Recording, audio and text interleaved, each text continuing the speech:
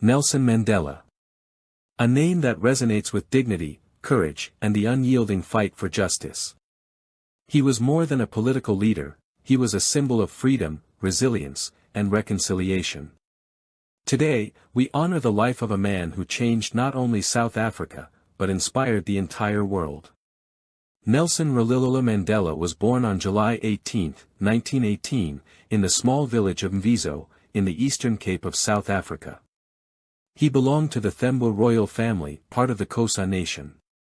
His given name, Rolihlahla, means, pulling the branch of a tree, or more colloquially, troublemaker.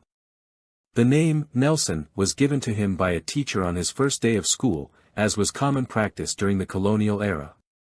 Mandela's father, Gadla Henry Mfakani-Iswa, was a local chief and counselor to the Thembu king.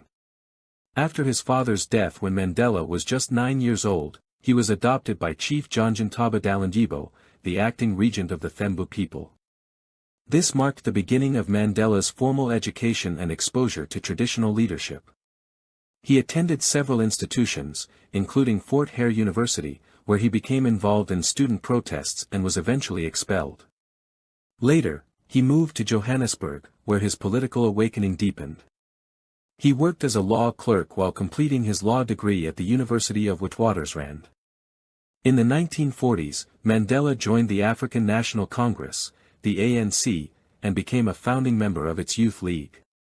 At the time, South Africa was under apartheid, a brutal system of racial segregation and white minority rule, which denied basic rights to the black majority.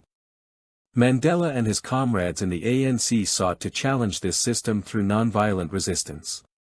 But as peaceful protests were met with violent crackdowns, Mandela and others began to consider more radical measures. In 1961, he co-founded Umkhonto we Sizwe, Spear of the Nation, the armed wing of the ANC, and led acts of sabotage against government installations. In 1962, Mandela was arrested and later sentenced to life in prison for conspiracy to overthrow the state. He spent 27 years behind bars, most of them on Robben Island, in harsh conditions meant to break his spirit. But Mandela remained resolute. He studied, wrote, and became a global symbol of the struggle for equality. During his imprisonment, global movements intensified to end apartheid. Protesters, musicians, political leaders, and ordinary people around the world rallied for Mandela's release.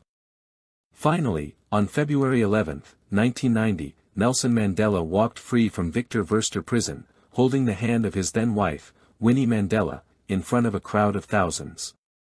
He was 71 years old. 4 years later, in 1994, after South Africa's first democratic elections, Nelson Mandela became the country's first black president. Rather than seek revenge, he preached reconciliation. He invited former enemies into his government. He even had tea with the widow of Hendrik Verwoerd, the architect of apartheid. Mandela's presidency lasted from 1994 to 1999. During that time, he worked to dismantle apartheid's legacy and build a multiracial democracy.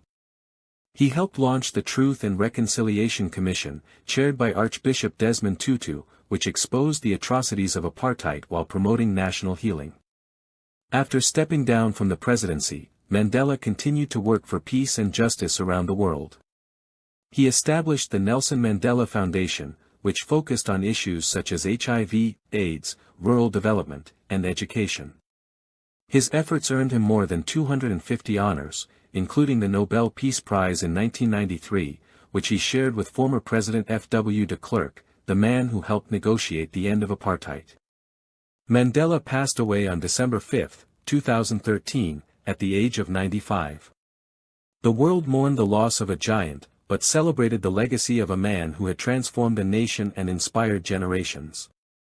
Nelson Mandela once said, "I have walked that long road to freedom.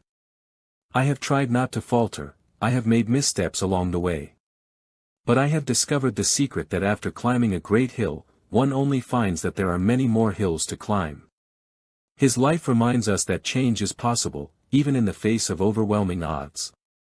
His legacy calls on each of us to stand up against injustice, to forgive, and to believe in the power of unity.